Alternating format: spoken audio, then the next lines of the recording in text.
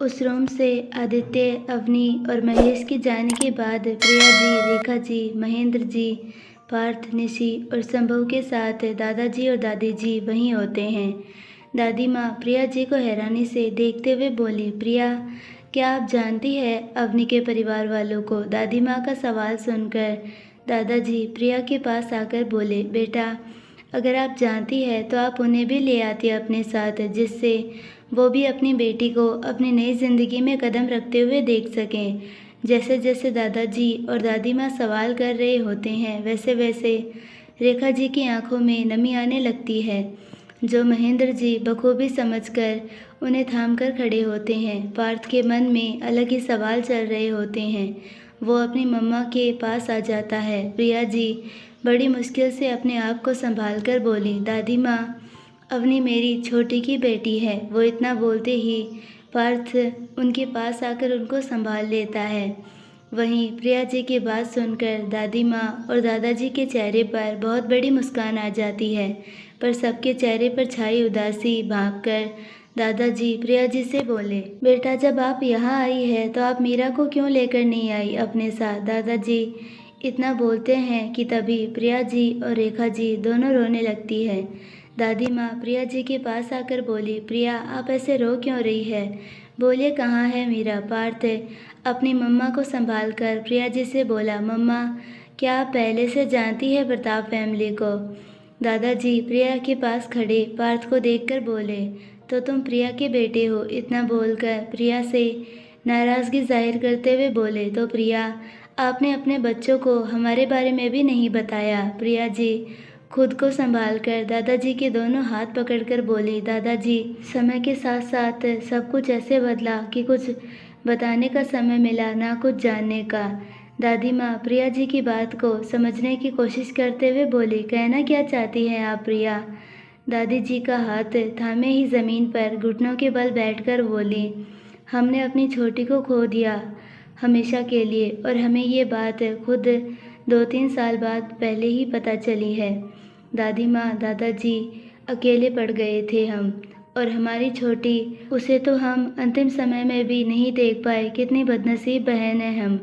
प्रिया जी की बात सुनकर दादाजी और दादी माँ के चेहरे पर भी उदासी आ जाती है। जहाँ कुछ समय पहले अवनी की मम्मा के बारे में जानकर वो सब खुश हुए थे, वहीं ये सच सुनकर सबके चेहरे मुरझा गए होते हैं। पार्थ अपनी मम्मा को संभालकर एक तरफ बैठा देता है, फिर सबकी तरफ देखकर अवनी का सारा सच बताता है कि कैसे मीरा जी अवनी की छोटी सी उम्र में छोड़कर चली गई थी और कैसे अवनी अब तक रह रही थी। सब कुछ एक एक करके बता देता है। वहीं सब लोग अवनी के बारे में सब कुछ जानकर कुछ बातें कर और अपने अपने कमरे में चले जाते हैं। दादाजी और दादी माँ अपने कमरे में आकर बिना एक दूसरे से बात किए सोने की कोशिश कर रहे होते हैं।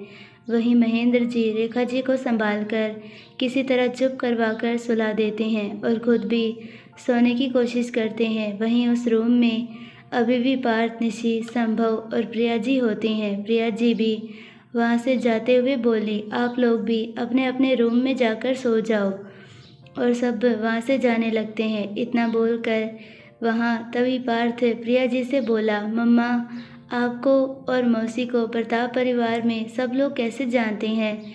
प्रिया जी के चेहरे पर छोटी सी मुस्कुराहट लाकर उन सबको सब कुछ बता देती है कि कैसे दादाजी और महेंद्र जी ने उन दोनों को कंपनी चलाने के लिए छोटी से छोटी चीज़ और बड़ी से बड़ी चीज़ सिखाई होती है। ये सब बताते बताते प्रिया जी उस समय में चली जाती है जब वो और महेंद्र जी बैठकर कोई फाइल तैयार कर रहे होते हैं और रेखा जी और मीरा दोनों मिलकर किसी बात पर हंस रहे होते हैं। तभी वहाँ दादाजी आ जाते हैं और थोड़ा कड़क लहजे में रेखा और मीरा को डांट देते हैं, जिसकी वजह से दोनों बेहद शांत होकर अपना अपना काम करने लगती है। और उन दोनों को ऐसे शांत देखकर किसी को भी अच्छा नहीं लगता है, तो दादाजी खुद ही उन दोनों के लिए चॉकलेट लेकर जाते हैं और उनसे माफ़ी मांगते हैं। दादाजी के माफ़ी मांगते ही मीरा जी रेखा जी की चॉकलेट लेकर भाग जाती है और पूरे घर में उछलते हुए रेखा जी को चिढ़ाकर बोलती है, देखा रेखा, मैंने कहा था ना, दादू हम दोनों को बिल्कुल भी शांत नहीं देख सकते। तभी तो डांटने के 10 मिनट के बाद ही चॉकलेट मिल गई और तुम फिर से हार गई। रेखा जी उदास होकर बोली, हमें लगा दादाजी हमें मनाने 1 घंटे के बाद ही आएंगे। असल में दोनों दोस्त को दादाजी की डांट का कोई फ़र्क नहीं पड़ा होता, बल्कि वो दोनों तो इस बात की शर्त लगा लेती है कि दादाजी उन दोनों को कितनी देर में मनाने आएंगे। मीरा खुश होकर गाना चला देती है। उस गाने को सुनकर रेखा जी भी मुस्कुरा देती है। फिर दोनों खुद मस्ती करते हैं, बाकी सबको भी अपने साथ मस्ती करवाने लगते हैं। वो सब खुशी के पल याद कर प्रिया जी की आंखों में नमी आ जाती है। वो सारी बात बताने के बाद अपने रूम में चली जाती है। वहीं प्रिया जी के जाते ही वो तीनों भी अपने अपने कमरे की तरफ बढ़ जाते हैं। सुबह अपने साथ एक नई दिन लेकर आई होती है। अवनी की आंख अपने आप खुल जाती है और वो खुद को आदित्य की बाहों में पाकर सुकून से मुस्कुरा देती है। फिर काफ़ी देर आदित्य को एकटक देखकर मुस्कुराते हुए कभी आदित्य के दोनों गालों को खींचती है, तो कभी नाक को, तो कभी आदित्य के बालों को माथे पर करके देखती है, तो कभी आदित्य के बालों को वापस पीछे कर देती है। काफ़ी देर ऐसे ही करने के बाद जब अवनी को यकीन हो जाता है कि आदित्य उठा हुआ है, तो चेहरे पर बहुत प्यारी सी मुस्कान लाकर आदित्य के गाल को चूमती है, तो कभी उसके माथे को और कई बार अपनी नाक को आदित्य की नाक से टच करके उसे भी चूम लेती। आदित्य धीरे धीरे अवनी की कमर पर पकड़ बनाकर बंद आंखों से ही बोला, अगर प्यार हो गया हो तो वो भी बता दो, और क्या करवाने का इरादा है मुझसे जान। आदित्य के अचानक से बोलने से अवनी हैरान रह जाती है, पर वो जल्दी से अपनी हैरानी को छुपाकर बोली, मैं क्या करवाने वाली हूँ, मैं तो बस आपको प्यार कर रही थी। इतना बोलकर मासूम सा चेहरा बना लेती है। आदित्य चेहरे पर मुस्कान लिए बोला, सोच लो, कोई काम सच में नहीं है ना तुम्हें मुझसे। आदित्य की बात सुनकर अवनी तपाक से बोली, नहीं है, मतलब है, पर वो काम नहीं है, बस आप पार्थ की बात पर अपना सर हिलाना। इतना बोलकर फिर से मासूम सा चेहरा बना लेती है। आदित्य अपनी बंद आंखों से बोला, मासूम चेहरा बनाने की कोई ज़रूरत नहीं है, पहले तो मासूम बनाकर अपना काम करवाया है, पर अब ये सब नहीं चलेगा। आदित्य अपनी आंखें खोलकर अवनी की आंखों में देखते हुए जल्दी से एक करवट लेता है, जिससे अवनी नीचे आ जाती है और आदित्य अवनी के ऊपर। ये सब इतनी जल्दी होता है कि अवनी कुछ समझ ही नहीं पाती है। आदित्य अवनी की आंखों में देखकर हल्के से पहले अवनी के होठों को अपने होठों से छू छू कर दूर हो जाता है।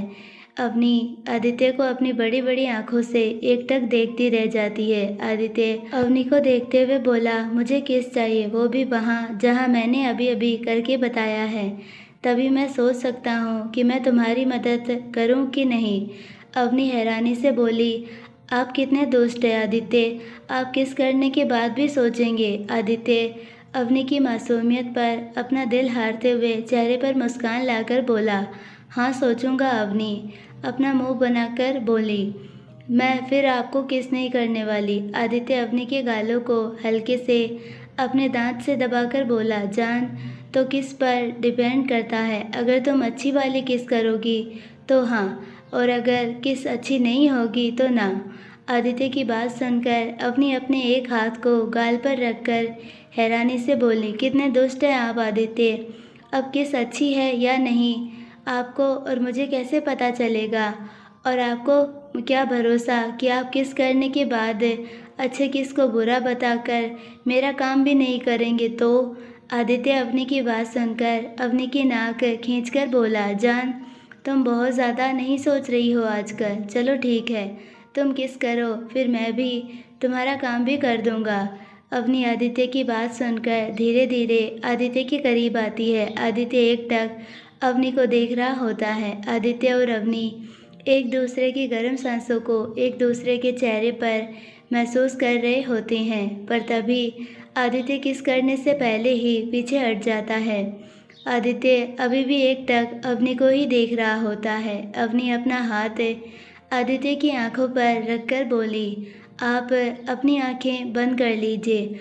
असल में अवनी का दिल बहुत तेज़ शोर कर रहा होता है और उसके पेट में मीठा सा दर्द महसूस होने लगता है, जैसे एक साथ 100 से भी ज़्यादा तितलियाँ उसके पेट में उड़ रही हो। वो आदित्य की तरफ आगे बढ़ती है, पर आदित्य उसे एकटक देख रहा होता है, जिसकी वजह से अवनी के गाल शर्म से लाल हो जाते हैं। तो वो आदित्य की आंखों पर अपना हाथ रख देती है। आदित्य अवनी को हया की लाली में देखकर मुस्कुरा देता है, फिर खुद ही अपनी आंखों को बंद कर बोला, जान। हालांकि आदित्य अपनी जान को इस हया की लाली में देखना चाहता है, पर तब भी वो अपनी आंखें बंद कर लेता है। अवनी आदित्य की बंद आंखों को देखकर आदित्य के फिर से करीब आ जाती है और उसके होठों को देखकर अपनी आंखें बंद कर आदित्य के होठों पर अपने होठ रख देती है। अवनी के ऐसा करते ही आदित्य अवनी को अपनी बाहों में भरकर किस करने लगता है। दोनों ही प्यार की मदहोशी में खोने लगते हैं। आदित्य अवनी को किस करते हुए गले पर किस करने लगता है और अवनी इस प्यार को महसूस कर रही होती है। दोनों थोड़ी देर बाद शांत होकर एक दूसरे की बाहों में लेटे होते हैं, जहां अवनी एक बार फिर से सो गई होती है और आदित्य मुस्कुराते हुए अवनी के कपड़े ठीक करते हुए बोला, मुझे पता है तुमने कुछ अलग ही सोचा होगा, पर तुम्हारे हर फैसले में मैं तुम्हारे साथ हूँ। इतना बोलकर उसके माथे पर होठ रख देता है और उठकर अवनी को आराम से लेटा देता है। आदित्य उठकर तैयार होकर बैकयार्ड में चला जाता है। वहीं प्रताप विला में सभी तैयार होकर नाश्ता करने के लिए टेबल पर साथ में बैठे होते हैं। अगर वहाँ नाश्ते की टेबल पर सबके साथ कोई मौजूद नहीं होता तो वो अवनी और आदित्य होते हैं। पार्थ अवनी को चारों तरफ देखते हुए बोला, अवनी कहाँ है तू? अब तक आई नहीं। पार्थ की बात सुनकर संभव मुस्कुराते हुए बोला, पार्थ, अवनी के साथ साथ यहाँ मिस्टर आदित्य प्रताप भी नहीं है। हालांकि पार्थ ये बात अपने आप से ही बोलता है, पर वो इतना ज़ोर से बोलता है कि सबके कानों तक बात चली जाती है। रेखा जी पार्थ से बोली, बेटा वो अपने रूम में होगी। पार्थ कुछ सोचकर बोला, मैं कैसे भूल सकता हूँ, जब तक अवनी को कोई उठाता नहीं है वो अपने मन से उठने का नाम नहीं लेती है। इतना बोलकर वो अवनी को उठाने जाने लगता है। तभी प्रिया जी पार्थ का हाथ पकड़कर उसे बैठाते हुए धीरे से बोली, पार्थ वो आ जाएगी, वो अब तुम्हारी बहन के साथ साथ किसी की पत्नी भी है। प्रिया जी की बात सुनकर पार्थ शांति से वापस बैठ जाता है। रेखा जी मुस्कुराते हुए सबको देखकर बोली, आदित्य तो बैकयार्ड में है और अवनी थोड़ी देर में आती ही होगी। रेखा जी की बात सुनकर पार्थ मुस्कुरा देता है। सभी लोग नाश्ता करके हॉल में बैठ जाते हैं। दादी माँ, मिसेस बजाज, प्रिया जी और रेखा जी एक तरफ बैठे होते हैं। वहीं दादाजी, मिस्टर बजाज और महेंद्र जी उनके सामने बैठे होते हैं। पार्थ, निशी और संभव भी हॉल में एक तरफ बैठे होते हैं। सब आपस में बात कर रहे होते हैं। इतने में अवनी भी मुस्कुराते हुए वहाँ पर आ जाती है। सब अवनी को देखकर मुस्कुरा देते हैं। एक बार फिर बातों का दौर चलने लगता है, पर अवनी को भूख लग रही होती है, जो उसके चेहरे पर साफ दिखाई भी दे रहा होता है। वो अपने होठ को दांत से दबाकर अपने पेट पर हाथ रख लेती है, जैसे पेट में कूद रहे जुओं को शांत करवा रही हो। अवनी को ऐसे देखकर रेखा जी और प्रिया जी को मीरा की याद आ जाती है, क्योंकि जब कभी भी मीरा जी को भूख लगती थी तो वो भी ऐसे ही किया करती थी। वहीं पार्थ अवनी को देखकर समझ जाता है कि अवनी को भूख लग रही है। वो कुछ बोलता उससे पहले रेखा जी के चेहरे पर मुस्कुराहट लेकर बोली, अवनी जाओ तुम नाश्ता कर लो और आदित्य को भी करने को कहना, उसने भी अब तक कुछ नहीं खाया। इसी बहाने तुम दोनों को एक दूसरे की कंपनी भी मिल जाएगी। रेखा जी की बात सुनकर अवनी जल्दी से मुस्कुराते हुए खड़ी हो जाती है तो निशी अवनी को छेड़ते हुए धीरे से बोली, वाह, इतनी जल्दी है अपने पति परमेश्वर के साथ नाश्ता करने की। वैसे क्या बात है, एक पति परमेश्वर ने अपनी पत्नी के साथ नाश्ता करने के लिए अब तक उपवास रखा हुआ है क्या? निशी की बात सुनकर संभव और पार्थ मुस्कुरा रहे होते हैं और अवनी का चेहरा एकदम लाल हो जाता है, पर वो जल्दी से रोनी सूरत बनाकर पार्थ को देखती है, जैसे कह रही हो, पार्थ प्लीज़ इस निशी को चुप करवा दो। पार्थ अवनी की बात समझते हुए निशी को देखकर मुस्कुराते हुए निशी को शांत रहने का बोलता है तो अवनी मुस्कुराते हुए जाने लगती है, पर तभी पार्थ अवनी के हाथ पकड़कर बोला, अवनी जल्दी आना, कुछ ज़रूरी बात करनी है। इतना बोलते ही पार्थ का चेहरा सीरियस हो जाता है और साथ में सब लोग भी सीरियस होकर उन दोनों को देखते हैं। अवनी पार्थ को गौर से देखते हुए बोली, पार्थ बोलो जो बोलना है। पार्थ मुस्कुराते हुए अवनी के सर पर हाथ रखकर बोला, पहले तू कुछ खा ले, फिर बात करेंगे। इतना सुनकर अवनी मुस्कुराते हुए वहाँ से चली जाती है। असल में पार्थ ने तय कर लिया था, अब वो अपनी बहन अवनी को सब सच बता देगा कि वो उसका भाई है। अवनी हॉल से निकलकर बैकयार्ड की तरफ चली जाती है। आज भी वहाँ पर बहुत सारे लोग वैसे ही घूर कर अवनी को देख रहे होते हैं। वो सबको नज़रअंदाज करके सीधा अवनी कैबिन में चली जाती है। कैबिन में आदित्य किसी राजा की तरह अपने चेयर पर बैठा होता है और हमेशा की तरह उसके चेहरे पर शून्य भाव ही होते हैं। आदित्य के सामने कुछ एम्प्लॉयज़ बैठे होते हैं और वही महेश आदित्य के पास खड़ा होता है। अचानक से कैबिन का दरवाज़ा खुलने से सबकी नज़र उस तरफ चली जाती है। अवनी एक नज़र सबको देखकर समझ जाती है कि वहाँ पर कोई मीटिंग चल रही है, इसीलिए वो किसी को भी बिना कुछ बोले रूम की विंडो के पास आकर बाहर देखने लगती है। अवनी को ऐसे देखकर सब उस तरफ देखने लगते हैं और हैरान भी होते हैं कि ये लड़की कौन है जो मीटिंग के बीच में यहाँ आ गई, वो भी सर के बिना परमिशन के।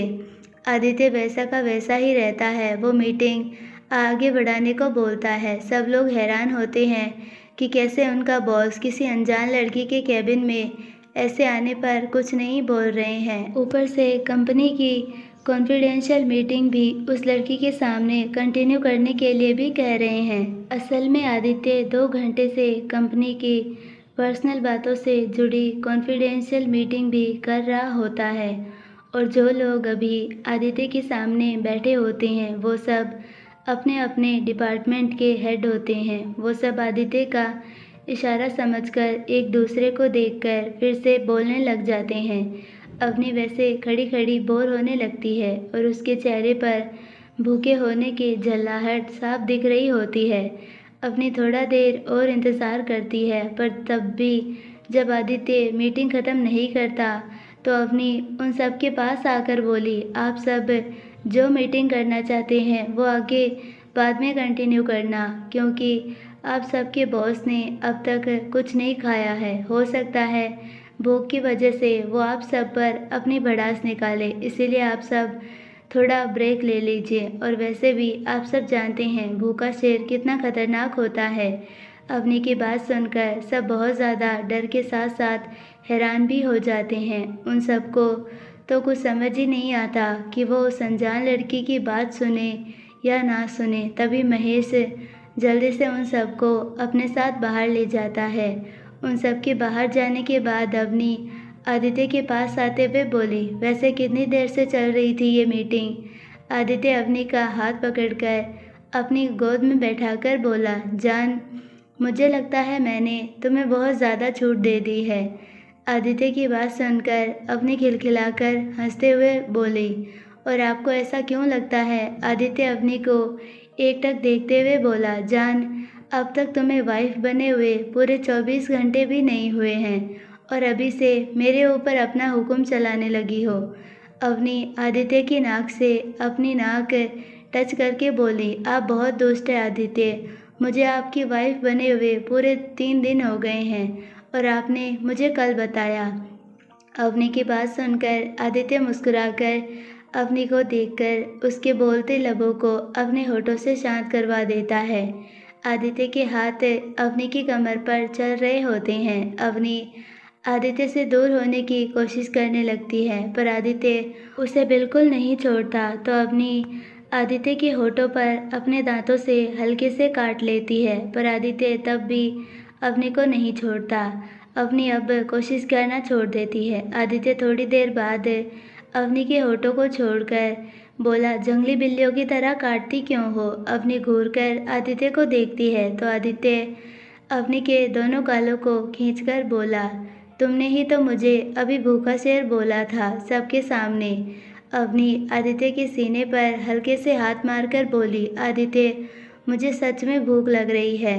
वो बोल ही रही होती है, इतने में महेश डोर नॉक करके अंदर आते हुए खाने के लिए बहुत सारी चीज़ें रखकर लेकर आता है। असल में आदित्य अवनी के ऐसे सबके सामने बोलने से समझ गया होता है कि अवनी ने अभी तक कुछ नहीं खाया, तो वो एक नज़र महेश को देखता है। वहीं महेश अपने बॉस का इशारा समझकर जल्दी से अपना काम कर देता है।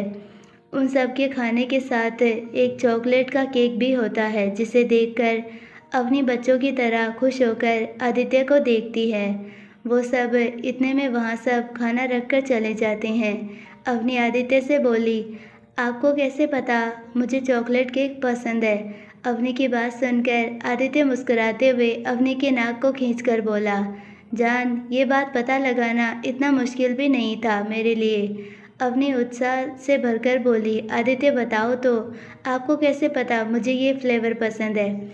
आदित्य केक का एक पीस उठाकर अवनी को खिलाते हुए बोला, तुम बिल्कुल छोटे बच्चों की तरह ही हो और बहुत सारी हरकतें उनकी तरह ही करती हो। ऊपर से ये मासूमियत भी उनकी तरह ही है। और तुम्हें तो पता है, उन सबको सबसे ज़्यादा चॉकलेट ही पसंद होती है। अवनी आदित्य की बात को नज़रअंदाज करके इस समय भी बच्चों की तरह केक खा रही होती है और आदित्य उसे ऐसे खाता देखकर मुस्कुराते हुए उसे देखता रहता है। अवनी केक खाने के बाद आदित्य को देखती है, जो उसे ही एकटक देख रहा होता है। अवनी आदित्य के सामने हाथ हिलाकर बोली, आदित्य, आप भी कुछ खा लीजिए ना। आदित्य अवनी के होठों के पास लगा केक देखकर मुस्कुराते हुए बोला, पहले तुम खा लो अच्छे से। वो इतना ही बोलता है कि उसका फ़ोन बजने लगता है। फ़ोन देखकर अचानक से आदित्य की मुस्कान चली जाती है और चेहरे पर शून्य भाव आ जाते हैं। वो एक नज़र अवनी को देखता है, जो अभी भी खाना खा रही होती है। फिर वो फ़ोन पर कान लगा लेता है। तभी उधर से एक आदमी बोला, सर, संजय राठौड़ पुलिस से बचकर कहीं भाग गए हैं। मतलब वो पुलिस से भागकर अंडरग्राउंड हो गए हैं। आदित्य अवनी को एकटक ऐसे ही खाते देखते हुए हाँ बोलता है, जैसे कह रहा हो, आगे बताओ और क्या पता चला। अपने बॉस की बात तुरंत समझकर वो आदमी अपनी बात आगे बढ़ाते हुए बोला, सर, मीरा जी का एक्सीडेंट हुआ था, पर वो एक्सीडेंट सोच समझकर किया गया था। उस आदमी की बात सुनकर आदित्य सोच में पड़ जाता है। तभी वो आदमी आगे बोलता है, सर, मिस्टर राठौड़ ने मल्होत्रा कंपनी अपने नाम करने की बहुत कोशिश की थी, पर हर बार मीरा जी ने डील करने के लिए मना कर दिया था। और जिस दिन मीरा जी का एक्सीडेंट हुआ था, उससे पहले ही मीरा जी और मिस्टर राठौड़ की मीटिंग भी हुई थी, जिसमें वो मल्होत्रा कंपनी अपने नाम करवाना चाहते थे, पर मीरा जी ने एकदम मना कर दिया था, जिस वजह से मिस्टर राठौड़ ने उनका एक्सीडेंट करवा दिया। पर तब भी मिस्टर राठौड़ कंपनी अपने नाम नहीं बना पाए, क्योंकि कंपनी मीरा जी के नाम ना होकर उनकी बेटी और प्रिया मैम के बेटे के नाम पर थी। आदित्य उस आदमी की बात सुनकर सब समझ जाता है। वो बेहद शांत लहजे में बोला, पता करो कौन है जो मिस्टर राठौड़ की मदद कर रहा है इन सब में। आदित्य इतना बोलकर फ़ोन रखकर अपनी सोच में डूब जाता है। वहीं अपनी आदित्य को देखती है तो आदित्य मुस्कुराते हुए उसके माथे पर होठ रख देता है। अपनी समझ जाती है कुछ तो है जो आदित्य मिस्टर राठौड़ ने किया है या आगे करने वाला है, जिसकी वजह से आदित्य थोड़ा परेशान है। अवनी आदित्य से दूर होकर बिना कोई सवाल किए आदित्य को अपने हाथ से खाना खिला देती है और आदित्य भी अपनी सोच में सोचते हुए खा लेता है। नाश्ता होते ही अवनी और आदित्य बेला की तरफ आ जाते हैं।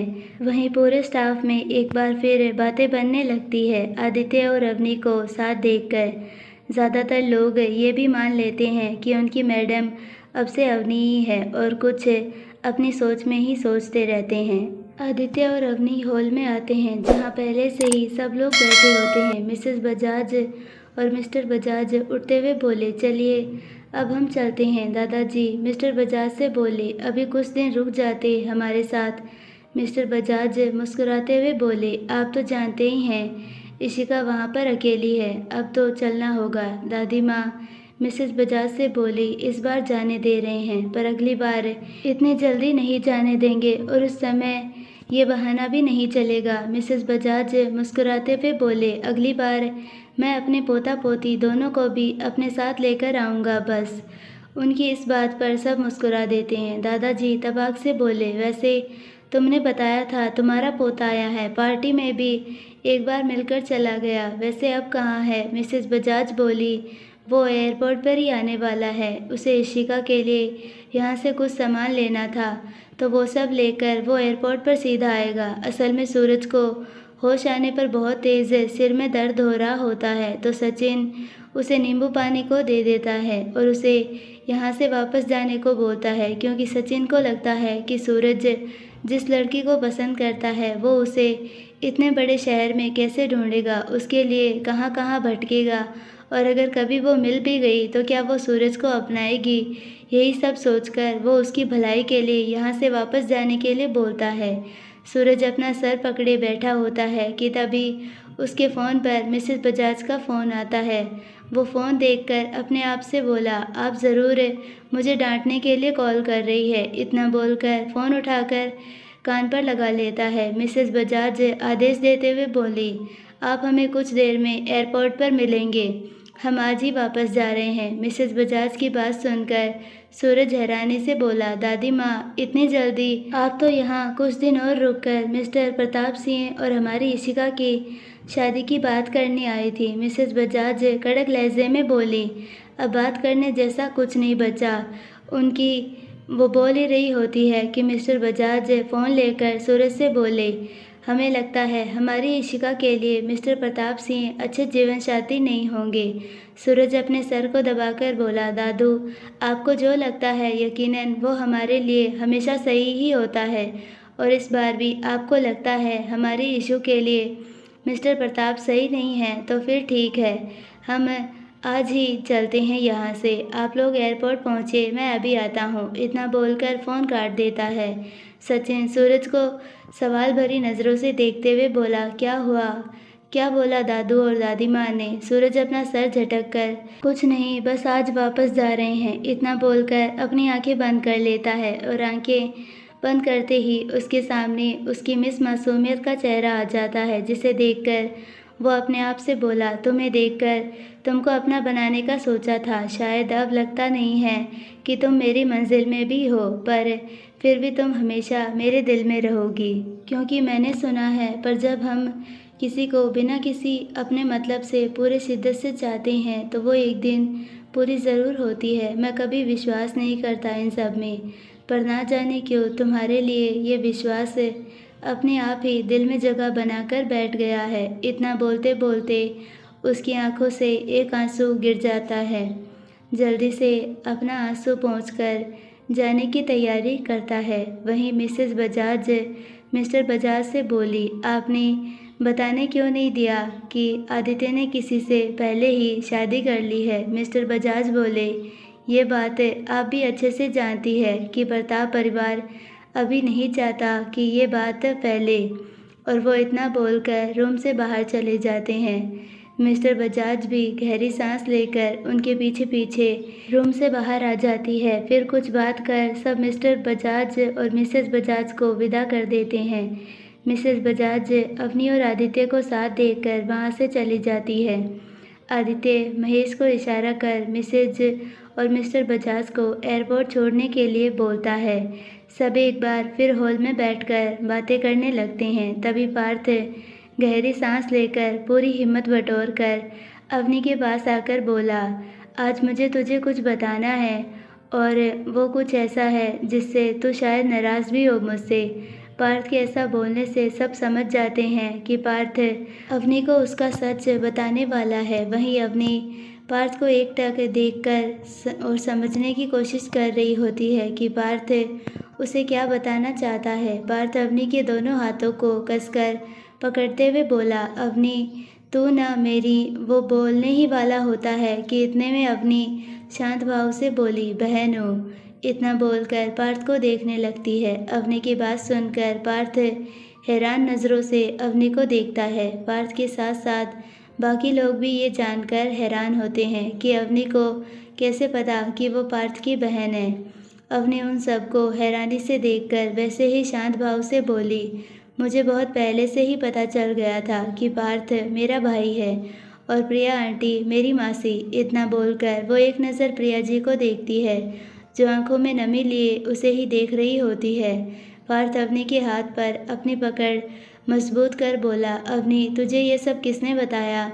अवनी इस बात पर अपनी आंखें बंद करके अपने आप से बोली, मैं आप सबको सच नहीं बता सकती, प्लीज़ माफ़ करना। इतना बोलकर आंखें खोलकर आदित्य की तरफ देखती है और आदित्य उसकी आंखों में। सब लोग समझ जाते हैं कि अवनी को ये बात आदित्य ने बताई है। पार्थ आदित्य को एक नज़र देखकर अपने मन में अपने आप से बोला, थैंक्स मिस्टर प्रताप, जो आपने अवनी को सब सच बता दिया, क्योंकि मुझे सच में समझ नहीं आ रहा था मैं कैसे बताऊं और क्या बताऊं अवनी को।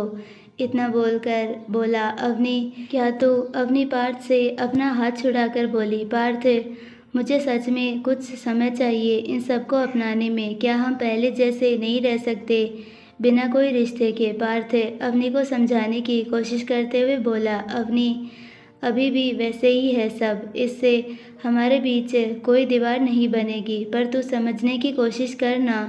अवनी अपनी आंखें बंद कर लेती है। प्रिया जी पार्थ और अवनी के पास आकर अवनी के सर पर हाथ रखते हुए बोली, तुम्हें जितना समय लेना है तुम आराम से ले लो। तुम्हें हमसे जो शिकायत करनी है वो भी करो, पर बच्चा हमसे बोलना बंद मत करना। प्रिया जी इतना बोलती है कि उनके आंसू गालों पर लुढ़क जाते हैं। अवनी चेहरे पर बच्चों जैसी मुस्कान लाकर प्रिया जी के आंसू पोंछकर बोली, आप बिल्कुल इस बारे में मत सोचिए, क्योंकि अवनी आप लोगों को परेशान नहीं करेगी तो किसको परेशान करेगी? अवनी की बात सुनकर प्रिया जी नम आंखों से मुस्कुराते हुए उसके माथे पर अपने होठ रख देती है और आकर उसको गले से लगा लेती है। पार्थ भी अवनी के पास आकर उसे गले लगा लेता है। पास में दादी माँ सबको देखकर मुस्कुराते हुए बोली, चलो अब रोना धोना बंद करिए आप सब, क्योंकि अब अवनी इस घर की बहू है। भले ही आदित्य और अवनी की शादी किसी भी रीति रिवाज से नहीं हुई है, पर मैं चाहती हूँ अब शादी के बाद की सारी रस्में हम आज से ही शुरू करते हैं। दादी माँ की बात सुनकर सबके चेहरे खिल जाते हैं, पर अवनी दादी माँ के पास आकर बोली, दादी माँ ये रस्में अभी नहीं होनी चाहिए। दादाजी अवनी के माथे पर हाथ रखकर बोले, पर बेटा जब आप दोनों ने शादी कर ही ली है तो हम रस्मों को कैसे छोड़ सकते हैं? और वैसे भी रस्में पति पत्नी का प्यार ही बढ़ाते हैं और उनके आने वाले जीवन में हमेशा के लिए खुशियाँ भर देती है। दादाजी की बात सुनकर दो पल के लिए अवनी आदित्य एक दूसरे को देखते रहते हैं। अवनी जल्दी से नज़रें हटाकर दादाजी की तरफ मुस्कुराते हुए बोली, दादाजी मैं रस्मों के लिए मना नहीं कर रही, हम सब सारी रस्में करेंगे, क्योंकि मुझे अभी आदित्य से वापस सारे रीति रिवाज के साथ शादी करनी है और मैं चाहती हूँ हम तभी सब ये रस्में भी करें। अवनी की बात सुनकर सब मुस्कुरा देते हैं और निशी तपाक से बोली, दो दो बार शादी कौन करता है? अब तूने तो शादी कर ली, अब तू हमारी शादी में आना। निशी की बात सुनकर अवनी बच्चों जैसा मुंह बनाकर दादी माँ से बोली, दादी माँ क्या अब मेरी और आदित्य की शादी वापस से नहीं हो सकती? दादी माँ मुस्कुराते हुए बोली, क्यों नहीं हो सकती? हो सकती है, पर आपको वापस से क्यों करनी है? दादी माँ की बात सुनकर अवनी मुस्कुराते हुए बोली, क्योंकि दादी माँ मुझे दुल्हन की तरह तैयार होना है, वो स्पेशल दुल्हन वाली फीलिंग लेनी है। यहाँ तो आदित्य ने कब शादी की पता ही नहीं चला। इतना बोलकर छोटा सा मुंह बनाकर फुला लेती है। अवनी की बात सुनकर सब खिलखिलाकर हंसते हैं। वहीं आदित्य और अवनी एक दूसरे को देख रहे होते हैं। असल में अवनी को शादी के बाद वाले रीति रिवाज करने में कोई परेशानी नहीं थी, पर आदित्य को उस कॉल के बाद परेशान देखकर अवनी आदित्य को इन सब रिवाजों में उलझाना नहीं चाहती थी, क्योंकि अवनी को विश्वास था कि आदित्य उसकी खुशी के लिए कुछ भी करेगा, तो इसीलिए उसने सबके सामने ऐसा बोल दिया। पर ये एक सच भी था कि अवनी को आदित्य के साथ पूरे रीति रिवाजों के साथ शादी करनी थी। वहीं आदित्य अवनी को अच्छे से समझा भी रहा होता है। वो अवनी की आंखों में देखकर मन में बोला, जान बस कुछ दिन, उसके बाद तुम्हें सबके सामने पूरे रीति रिवाज से अपनी दुल्हन बनाऊंगा। इसी तरह एक बार फिर हॉल में बातों का दौर चलने लगता है। थोड़ी देर बाद प्रिया जी भी उठते हुए बोली, दादी माँ और दादाजी अब हम सब चलते हैं। प्रिया जी की बात सुनकर पार्थ, निशी और संभव भी उठ जाते हैं। रेखा जी प्रिया जी के गले लगकर बोली, दी आप आती रहिएगा। प्रिया जी मुस्कुराते हुए बोली, हाँ आना ही पड़ेगा मेरी बच्ची के लिए। सबके जाने की बात सुनकर अवनी की आंखों में नमी आ जाती है। तब पार्थ मुस्कुराते हुए उसके पास आकर बोला, अवनी जब तू सारी रस्में एक साथ करेगी तब रोकर विदाई वाली रस्म मत करना। इतना बोलकर उसके गले लग जाता है। वहीं ये सुनकर सबके चेहरे खिल जाते हैं और अवनी के चेहरे पर भी मुस्कान आ जाती है। संभव अवनी के पास आकर बोला, हमेशा अपना ख्याल रखना और ऐसे ही हंसती रहना। संभव की बात सुनकर निशी हंसते हुए बोली, जिससे सब अवनी को पागल समझे। अवनी निशी की बात सुनकर मुंह बना लेती है। सब जाने लगते हैं तो निशी अवनी के गले लगकर धीरे से कान में बोली, वैसे तूने सबको तो बोल दिया कि तू सारी रस्में बाद में करेगी, पर तूने अब तक तो पहली रात वो भी मिस्टर प्रताप के साथ इतना बोलकर एक आंख बंद कर दबाकर चली जाती है। वही अवनी के गाल और कान ये बात सुनकर एकदम लाल हो जाते हैं। हालांकि अब तक उसके और आदित्य के बीच ऐसा कुछ नहीं हुआ होता है, पर उस बारे में सोचकर वो शर्म से लाल हो जाती है और इसी तरह वो सब भी प्रताप विला से विदा ले लेते हैं। अवनी सबके जाने के बाद आदित्य के रूम को ही बदलने के बारे में सोच रही होती है।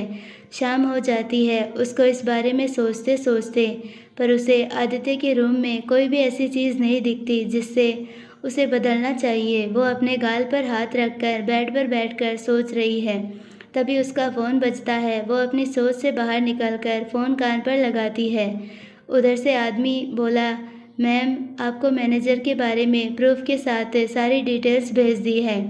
अवनी उसकी बात सुनकर कुछ सोचकर बोली, क्या ये मैनेजर किसी भी तरह से राठौड़ परिवार से जुड़ा हुआ है?